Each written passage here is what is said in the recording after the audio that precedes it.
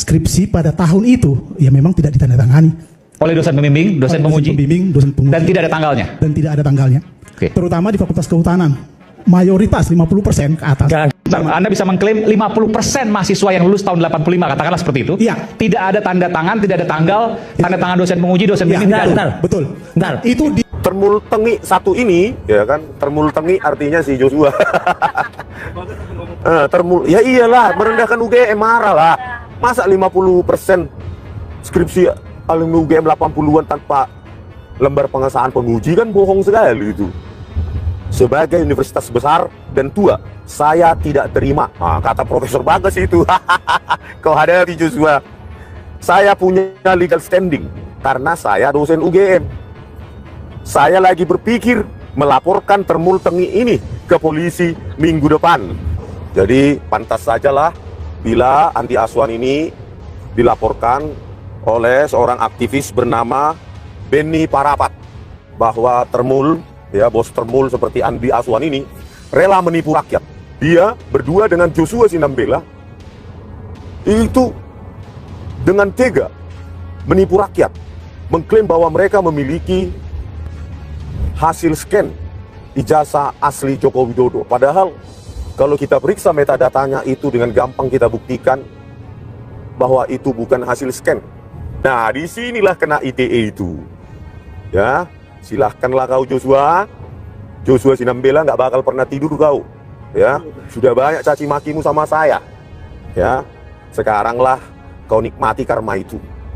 Kalau nggak nanti salah, nanti mak-mak ARM yang menonton akan melaporkan Andi Aswan dan Joshua Sinambela terkait pasal 310, 311, pasal 27A, pasal 332 dan 35 junta. Nah, gitulah kau Joshua. Senjata makan Tuhan ya Bang ya. Oke. Berani kali mereka mengaku dapat scan ijazah asli Jokowi. Padahal itu cuma dari Dian Sandi Utama. Ya, per hari ini tanggal 28 hari Jumat 28 November 2025 resmi Andi Aswan dilaporkan oleh seorang aktivis bernama Benny Parapat. Ya, meskipun saya belum kenal, mungkin tatap muka pernah ya bersalaman, tapi secara personal belum saya kenal. Kemarin mengirimkan WA, ya, sekarang berada di SPKT Polda Metro Jaya melaporkan Andi Aswan terkait pengakuannya ya di iNews Rakyat Bersuara minggu lalu, ya, dan minggu ini bahwa Andi Aswan memiliki scan ijazah Jokowi. Ya. Nah, padahal minggu ini hari Selasa ketahuanlah bahwa Andi Aswan menipu bersama dengan Joshua Sinambela. Tipuannya itu tertangkap basah secara live, disaksikan oleh jutaan mata rakyat. Ya, bayangkan Andi Aswan ini minggu lalu dengan semangat, ya, ketika tidak dihadiri oleh Pak Roy Suryo, maka dia dengan gampang, dengan enteng mengklaim bahwa apa yang ditampilkan di monitor Rakyat Bersuara itu adalah hasil scan ijazah asli Joko Widodo. Jadi pantas sajalah bila Andi Aswan ini dilaporkan oleh seorang aktivis bernama Benny Parapat. Ya, ternyata Bang Benny Parapat ini setelah saya telepon sedang berada di SPKT atau SKPD? SPKT Polda Metro Jaya. Dan para wartawan tadi sudah menunggu, ya, baik CNN, iNews, dan Kompas TV sudah menunggu selesainya dilaporkannya Andi Aswan oleh Benny Parapat.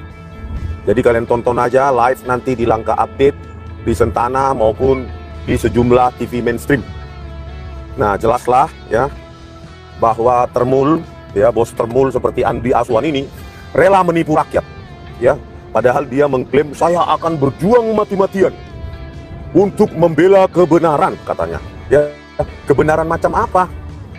dia berdua dengan Joshua Sinambela itu dengan tega menipu rakyat, mengklaim bahwa mereka memiliki hasil scan ijazah asli Joko Widodo. Padahal kalau kita periksa metadatanya itu dengan gampang kita buktikan bahwa itu bukan hasil scan.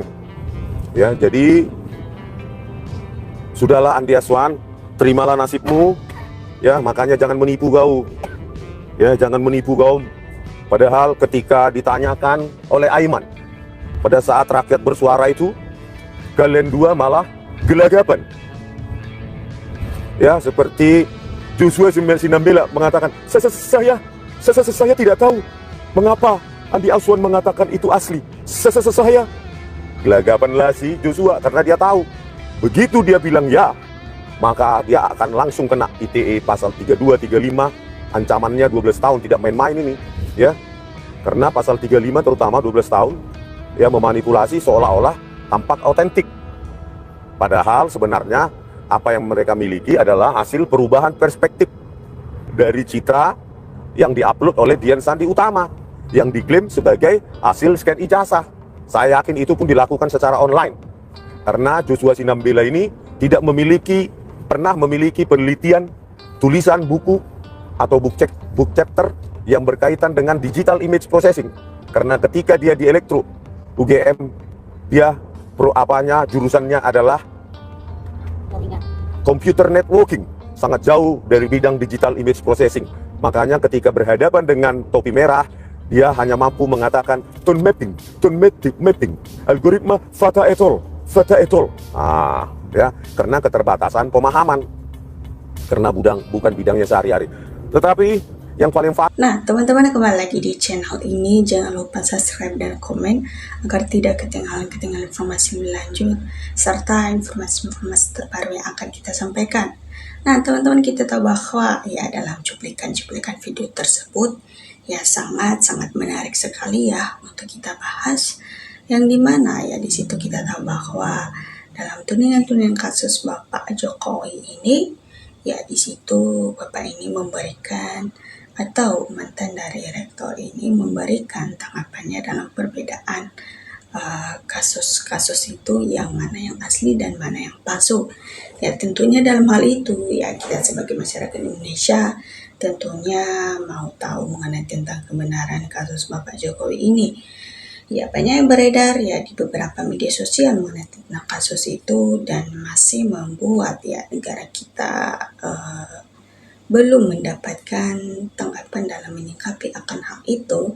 Ya tentunya kita juga harus ya melakukan penyelidikan terhadap kasus-kasus ini. Ya kita sebagai masyarakat Indonesia berhak menerima serta tahu tentang informasi-informasi ini.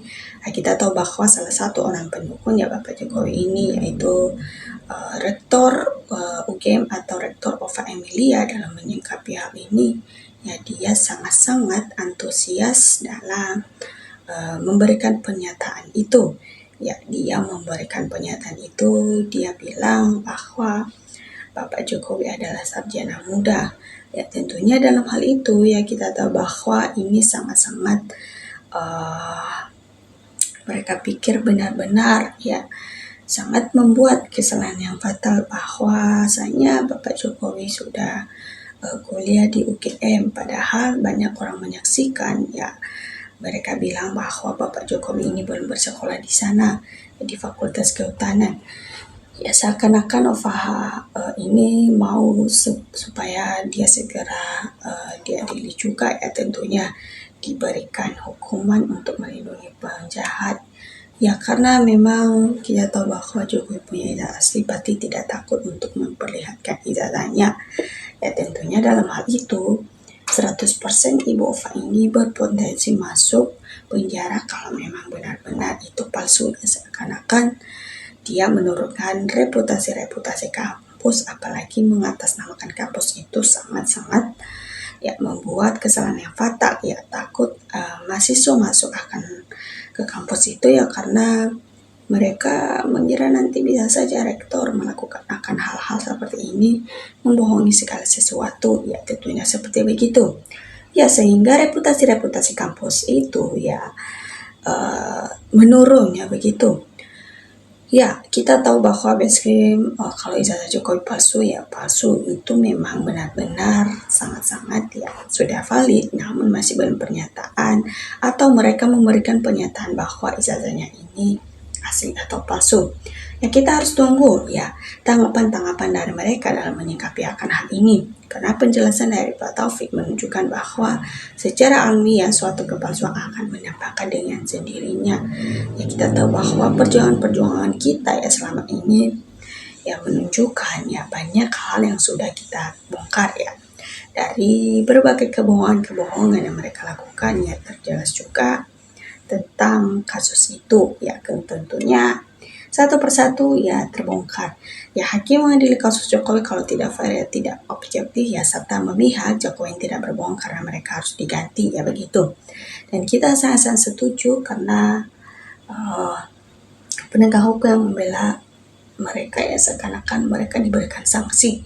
Ya, biarlah mereka bisa menjalankan tugas mereka itu sesuai dengan yang berlaku ya begitu. Kita tahu bahwa memang ini sangat-sangat membuat ya negara kita semakin terpecah belah dari pendukungnya Bapak Jokowi serta pembencinya Bapak Jokowi. Ya, kita tahu bahwa rencananya pembohong yang di negara kita ini dulu ya banyak hal-hal yang kejanggalan yang sudah kita duga. Tentunya ini akan menjadi pengalaman kita dalam menyikapi serta memilih pendukung-pendukungnya ya dalam mencalonkan diri nantinya siapapun itu di tahun 2029. Ya, kita harus menelusuri dulu latar belakang serta pendidikan dan cara mereka dalam menyikapi kasus-kasus serta pola pikir mereka dalam menyikapi masa-masa krisis politik-politik di negara kita ini. Nah, kita bisa menilai dalam akan hal itu. Ya, karena kita tahu bahwa kita sudah dibohongi, tentunya Emilia ini salah satu orang yang harus diberikan sanksi seberat-beratnya, apalagi mengatasnamakan kampus, ya reputasi itu akan menurun. Dan kita harus segera memberikan pernyataan kita dan kita akan menyampaikan aspirasi-aspirasi kita ya sebagai masyarakat Indonesia dalam menyikapi akan hal ini. Ya, biarlah mereka bertanggung jawab atas kesalahan-kesalahan yang mereka buat ya, tentunya seperti begitu. Nah, teman-teman, demikian dari video ini dan jangan lupa viral luaskan dan serta berikan tanggapannya di kolom komentar ya, karena tanggapan teman-teman sangat berarti supaya kita bisa saling bertukar pikir dalam menyikapi situasi-situasi politik yang ada di negara kita ini. Terima kasih teman-teman.